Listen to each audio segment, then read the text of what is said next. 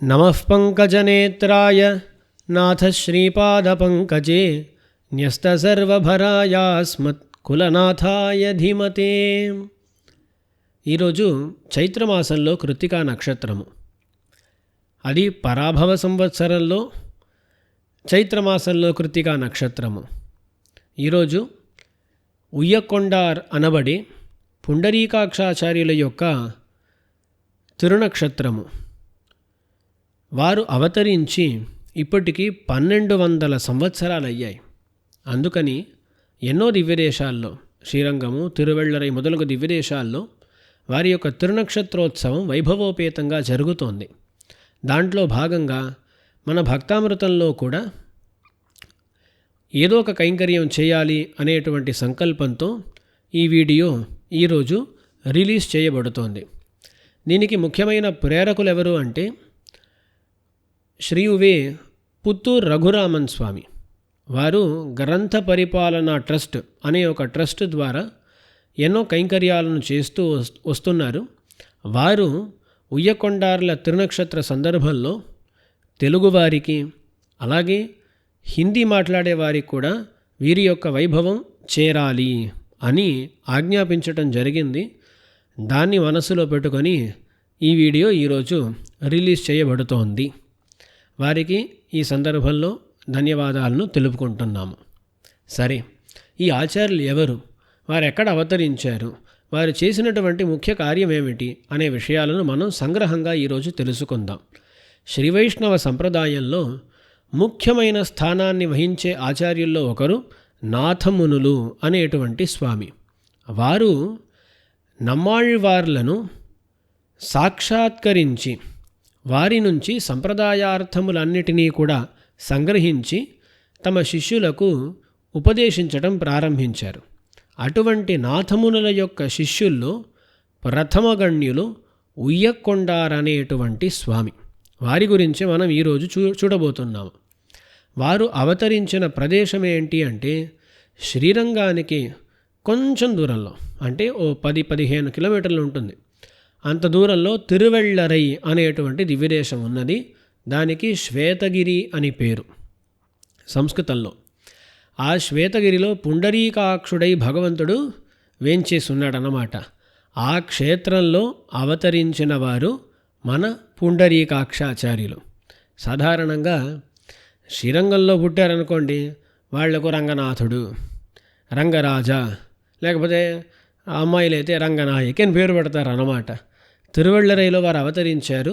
అందుకని అక్కడ ఉండేటువంటి భగవంతుని యొక్క తిరునామమైన పుండరీకాక్ష అనే తిరునామం వీరికి కూడా ఏర్పడింది. వీరు అవతరించిన మాసము చైత్రమాసము, నక్షత్రము కృత్తికా నక్షత్రము. పరాభవ సంవత్సరంలోనే వారు అవతరించారు. సరిగ్గా ఇది పరాభవ సంవత్సరమే కదా, అందుకని 1200 సంవత్సరాలు అయ్యాయి అన్నమాట వారు అవతరించి. వారు తిరువెళ్ళరైలో అవతరించారు. అవతరించిన తరువాత వారు చాలా మటుకు జీవితాన్ని గడిపింది శ్రీరంగంలోనే అని పెద్దలు అంటారు. వారు నాథమునులకు శిష్యులయ్యారు. నాథమునులు నమ్మాళ్వార్లను సాక్షాత్కరించి వారి నుంచి 4000 దివ్య ప్రబంధాలన్నిటినీ కూడా నేర్చుకున్నారు. అది మాత్రం కాకుండా సంప్రదాయార్థాలను, విశిష్టాద్వైత సిద్ధాంతాన్ని, యోగ రహస్యాన్ని, వీటన్నిటినీ కూడా నేర్చుకున్నారన్నమాట. అటువంటి నాథమునులు తాము గ్రహించినటువంటి ఈ విషయాలన్నిటినీ అందరికీ పంచిపెట్టాలి అనేటువంటి సంకల్పంతో ఎన్నో కార్యక్రమాలు ప్రారంభించారు. వాటిలో ముఖ్యంగా శిష్యులకు 4000 దివ్య ప్రబంధాలను నేర్పించుట, వారికి సాంప్రదాయిక అర్థములను నేర్పించుట, ఇవన్నీ. అలా నాథమునుల యొక్క శిష్యుల్లో ఒకరు ఉయ్యకొండార్ అనేటువంటి పుండరీకాక్షాచార్యులు. వీరికి సంస్కృతంలో పుండరీకాక్షాచార్యులని, తమిళంలో ఉయ్యకొండార్ అని తిరునామం అన్నమాట. వీరు నాథమునుల వద్ద వచ్చి చేరారు. వచ్చి చేరిన వారు దివ్య ప్రబంధాలు, సంప్రదాయార్థాలు వాటన్నిటినీ కూడా నేర్చుకోవటం ప్రారంభించారు. అలా నేర్చుకునేటప్పుడు ఒకసారి నాథమునులు ఉయ్యకొండార్లను పిలిచి, నేను మీకు యోగ రహస్యాన్ని నేర్పిస్తాను, మీరు నేర్చుకోండి అని చెప్పగా అప్పుడు ఉయ్యకొండార్ అన్నారు, పిణం కిడక్క మణం పునర్వార్ ఉండో అన్నారన్నమాట. దీనికి అలాగే అనువాదం చేయాలంటే, శవం పక్కన ఉండగా ఎవరైనా కళ్యాణం చేస్తారా, ఇది అర్థం అన్నమాట. అంటే ఇంట్లో ఏదో అసంభావితం జరిగిపోయిందనుకోండి, అలాంటప్పుడు ఇంకేమైనా ఉత్సవాలు జరుపుకుంటామా, పెళ్ళి లాంటివి జరుపుకుంటామా? జరుపుకోమన్నమాట. అలాగే ఈ లోకమంతా కూడా అజ్ఞానంలో ఉంటూ కష్టపడుతూ ఉండగా మనం మాత్రం యోగంలో భగవంతుణ్ణి అనుభవించటం ఏమిటి, వద్దు అనేశారు ఉయ్యకొండార్లు. వారేమన్నారంటే, ఇప్పుడు నేను సంప్రదాయార్థాలను నేర్చుకోవాలి, ఆ అర్థములను నలుగురికి పంచిపెట్టాలి, వాళ్ళందరికీ ఉపదేశించాలి, వాళ్లకు కూడా ఉజ్జీవనాన్ని ఏర్పరచాలి. అది కాకుండా నేను మాత్రం ఏదో అనుభవిస్తూ ఉంటే అది యుక్తము కాదు. అదే వారు చెప్పిన విషయం. కానీ అందుకని అసలు అక్కర్లేదు అని అన్నారా అంటే కాదు. కొంచెం సమయం అయిన తరువాత అంతిమ కాలంలో నేర్చుకుంటాను అన్నట్లు వారు అన్నారన్నమాట ఉయ్యకొండాలు. ఇక్కడ వారి యొక్క మనస్తత్వాన్ని మనం బాగా అర్థం చేసుకోవచ్చు. ఎప్పుడు కూడా ఒక వైష్ణవుడు అనేవాడు స్వార్థపరుడై ఉండటానికి లేదు, ఇతరుల యొక్క బాగోగులను చూస్తూనే ఉండాలి. దీనికి ఉదాహరణ పురుషులు ఎవరు అంటే మన ఉయ్యకొండారు స్వామి. వారు అనుకుంటే ఆ యోగ రహస్యాన్ని పొంది ఎప్పుడు భగవంతుణ్ణి ధ్యానం చేస్తూ ఆ అనుభవంలోనే ఉండి ఉండవచ్చును. కానీ వారు అలా చేయలేదు. నాకు మాత్రం భగవద్ అనుభవం దొరికితే చాలదు, నేను తెలుసుకున్న విషయాలను నలుగురికి పంచిపెట్టాలి. ఇప్పుడు అదే ముఖ్య ఉద్దేశ్యము. ఆ యోగ రహస్యం తరువాత నేర్చుకుందాం అనుకున్నారు. అలాగే మనం కూడా ఎప్పుడూ స్వార్థపరులై ఉండకుండా మిగతా వాళ్ళ కోసం అని బతకాలి. అంటే వాళ్ళ బాగోగులను కూడా మనం చూసుకోవాలి. ఎప్పుడు నేను మంచిగా ఉంటే చాలు, నేను బాగుంటే చాలు అని కాకుండా ఇతరులు కూడా బాగుపడాలి, వాళ్ళ కూడా ఒక మంచి ఏర్పడాలి అనేటువంటి భావనను మనం పెంపొందించుకోవాలి. ఒక వైష్ణవుడు అంటేనే ఇతరుల యొక్క దుఃఖాన్ని చూసుకొని, ఇతరుల యొక్క దుఃఖాన్ని చూసి ఓర్చుకోలేనివాడు, అతనే వైష్ణవుడు. ఎన్నోసార్లు మనం కూడా వినుంటాం అన్నమాట. అందుకని పుండరీకాక్షాచార్యులు ఉదాహరణవై నిలిచారన్నమాట. ఎలా ఉండాలంటే ఇతరుల కోసమని బతకాలి, దాని తర్వాత మన బాగోగులను మనం చూసుకోవచ్చును అని. అలా ఉయ్యకొండారు స్వామి నాథముని నుంచి ఈ విషయాలన్నిటినీ కూడా గ్రహించుకొని తమ శిష్యులకు ఉపదేశించడం ప్రారంభించారు. దీంట్లో మధ్యలో నాథమునులు అకస్మాత్తుగా పరమపదాన్ని చేరుకున్నారన్నమాట. అందుకని చివర నేర్చుకుంటాను అన్న ఉయ్యకొండార్లు చివరిదాకా నేర్చుకోలేకపోయారు. అందుకని ఉయ్యకొండార్లకు యోగ రహస్యం మాత్రం దక్కలేదు. భగవంతుణ్ణి ఎలా సేవించుకోవాలి అంటే, భగవంతుణ్ణి ఎలా ధ్యానం చేయాలి, ఆ ఉపాసన ప్రక్రియ అది వారికి తెలియకుండానే ఉండిపోయింది. సరే, ఇప్పుడు ఉయ్యకొండార్లు ఏం చేశారు దాని తరువాత అంటే, నాథమునులు పరంపదిస్తూ ఉండగా దానికి ఆ సందర్భంలో కొన్ని రోజులకు ముందే ఒక మాట చెప్పారన్నమాట ఉయ్యకొండాలకు. ఏమన్నారంటే, నాథమునుల యొక్క కుమారులు ఈశ్వరమునులు అంటారండి. నాథమునులు ఉండేదాకా ఆ ఈశ్వరమునులకు పుత్రభాగ్యం కలగలేదు, సంతాన భాగ్యం కలగలేదు అన్నమాట. నాథమునులు పెద్ద యోగి కాబట్టి వారికి భవిష్యత్తు తెలిసింది. తమకు ఒక పౌత్రుడు జన్మించబోతున్నాడు అనే విషయం ముందే తెలిసింది నాథమునులకు. అందుకని వారు తమ శిష్యుల్లో పుండరీకాక్షులు అనేటువంటి ఉయ్యకొండార్లకు ఏమని చెప్పారంటే, నాకొక పౌత్రుడు జన్మిస్తాడు, ఆ పౌత్రునికి యామునాచార్య అనేటువంటి పేరు పెట్టాలి. తమిళంలో యమునై తురైవన్ అంటారండి. యమునా తీరవాసి అన్నట్లు అర్థం చేసుకోవచ్చు అన్నమాట. సంస్కృతంలో చెప్పేటప్పుడు యామునః, యామునేయ అన్నట్లుగా చెబుతూ ఉంటారు. అలా యామున అనేటువంటి పేరు పెట్టాలి అని. యామునాచార్య అని తరువాత ఏర్పడింది అనుకోండి, యామున అని పేరు పెట్టాలి, యమునై తురైవన్ అని పేరు పెట్టాలి అని. అది మాత్రం కాకుండా వారికి అన్ని ఉపదేశాలను కూడా చేయాలి అనే విషయాన్ని కూడా తెలిపారు నాథమునులు. ఇప్పుడేమైందంటే నాథమునుల యొక్క ఆజ్ఞను పరిపాలించటం కోసం జీవితమంతా వేచి ఉండారు ఉయ్యకొండార్లు. కానీ ఉయ్యకొండార్ల యొక్క జీవిత దశలో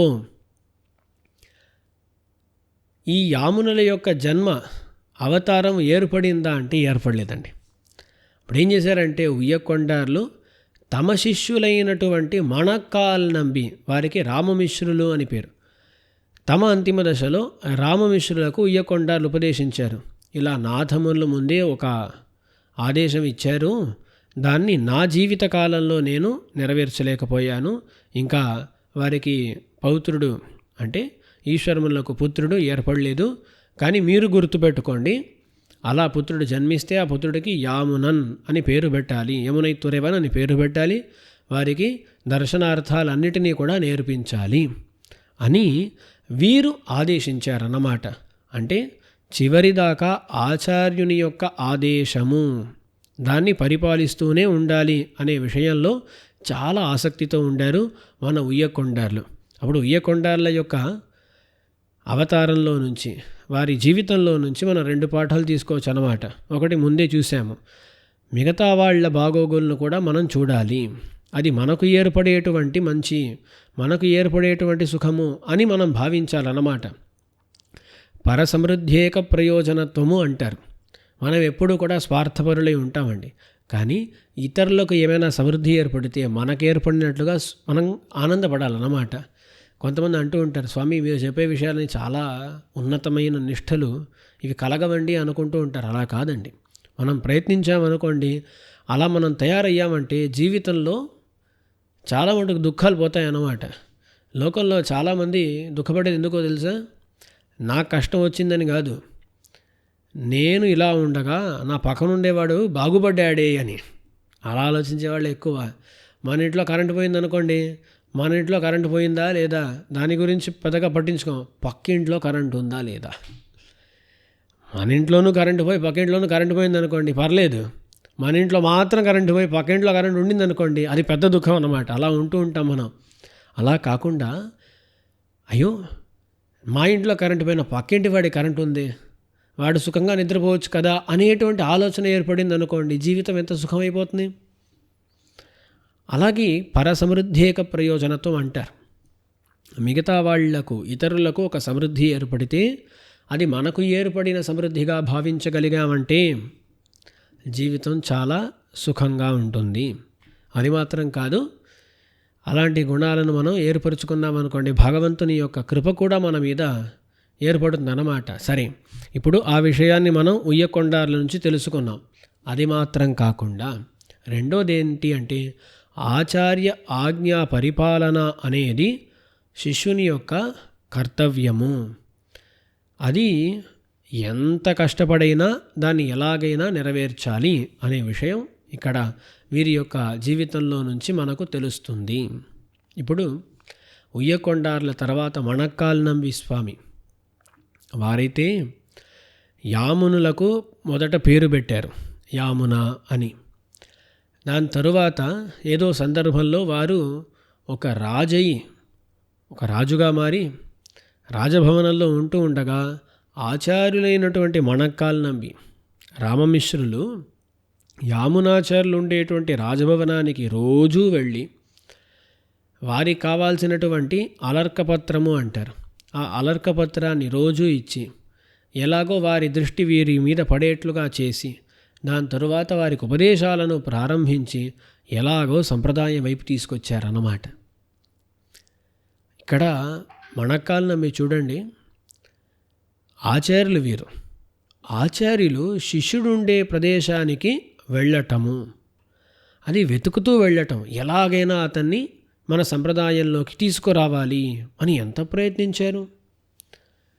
శిష్యులు ఆచార్యుని వద్దకు వెళ్ళటానికి ప్రయత్నించాలి, కానీ ఆచార్యుడు శిష్యుని వద్దకు వెళ్ళటం ఏంటి అంటే అక్కడ కూడా వారేదో శిష్యుని కోసం చేశారని కాదండి.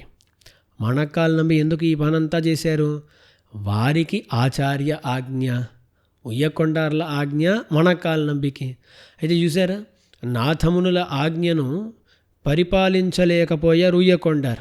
వారు తమ శిష్యులకు చెప్పగా ఆ శిష్యులైనటువంటి మణక్కాల్ నంబి వారి ఆజ్ఞను పరిపాలించారన్నమాట. అలా చేస్తూ చివరికి యామునాచార్యులను సంప్రదాయం వైపు తీసుకొచ్చేశారు. అప్పుడే నాథమునుల యొక్క ఆశ నెరవేరింది అని చెప్పవచ్చు అన్నమాట. ఇక్కడ మనం ప్రారంభించింది ఉయ్యకొండార్ల చరిత్రలో, కానీ ఇప్పుడు సమాప్తి చేస్తోంది మణక్కాల్ నంబి చరిత్రలో. ఎందుకు అంటే, ఒక వ్యక్తి గురించి బాగా తెలుసుకోవాలంటే, ఒక ఆచార్యుని గురించి బాగా తెలుసుకోవాలంటే వారి ఆచార్యులు ఎవరు అని కూడా చూడాలి, వారి శిష్యులు ఎవరు అని కూడా చూడాలండి. ఒక శిష్యుడు ఇలా తయారయ్యాడంటే దానికి ఆచార్యుడే కారణము. ఈ మణక్కాల్ నంబి ఇంత బాగా కైంకర్యాలను చేశారు, ఇంత బాగా యామునాచార్యులను సంప్రదాయం వైపు తీసుకొచ్చారంటే దానికి కారణం ఎవరు? ఉయ్యకొండార్లే కారణము. అప్పుడు ఈ శిష్యుణ్ణి చూసి ఆచార్యుని యొక్క వైభవాన్ని మనం తెలుసుకోవచ్చును. ఆంగ్లంలో ఒక మాట అంటూ ఉంటారు, ఒక సామెత. ఒక చెట్టు గురించి తెలుసుకోవాలంటే దాని నీడ ద్వారా చెట్టు గురించి తెలుసుకోవచ్చును అంటారు. అలాగే ఇక్కడ ఉయ్యకొండార్ల వైభవాన్ని మణక్కాల్ నంబి ద్వారా మనం తెలుసుకోవచ్చు అన్నమాట.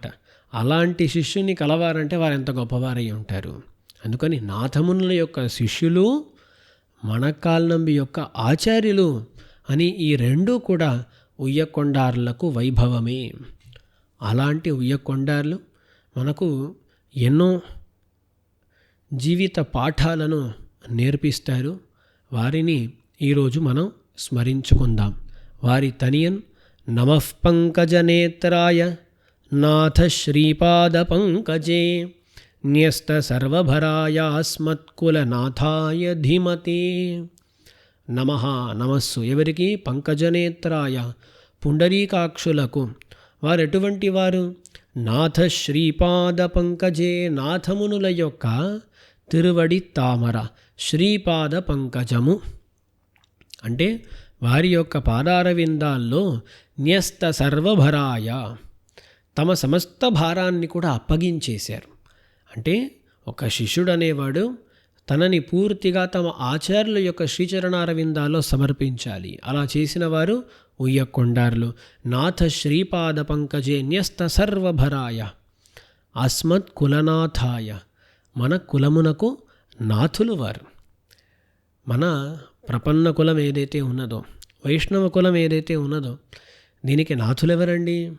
మన నమ్మాళ్ళవార్లు, నాథమునులు, ఉయ్యకొండార్లు, మణక్కాల్ నంబి, వీళ్లే కదా మనందరికీ కూడా నాథులు. అస్మత్ కులనాథాయ ధీమతి, ధీమాన్, బుద్ధిమంతులు అన్నమాట. జ్ఞానము కలవారు, దానికి తగిన ఆచరణను కలవారు. అలాంటి ఉయ్యకొండార్ల తనియన్ని అనుసంధిస్తూ వారిని ఒకసారి స్మరించుకుంటూ మనం ఈ ఉపన్యాసాన్ని పూర్తి చేసుకుందాం. ఈరోజు అందరం కూడా ఆ ఉయ్యకొండార్లను తలుచుకోవాలి. వారి యొక్క కృప మన అందరి మీద ఏర్పడాలి అని ప్రార్థించుకుంటాను. అలా వారి కృప ఏర్పడిందనుకోండి, వారిలాంటి నిష్ఠ కూడా మనకు ఏర్పడుతుంది. అలాంటి నిష్ఠను కోరుకుంటూ దాసుడు సెలవు తీసుకుంటాను. శ్రీమతే రమ్యజామాతృ మునీంద్రాయ మహాత్మనే శ్రీరంగవాసినే భూయాత్ నిత్యశ్రీర్నిత్యమంగళం. ఆళ్వారెంబెరుమానార్ జీయర్ తిరువడిహళే శరణం.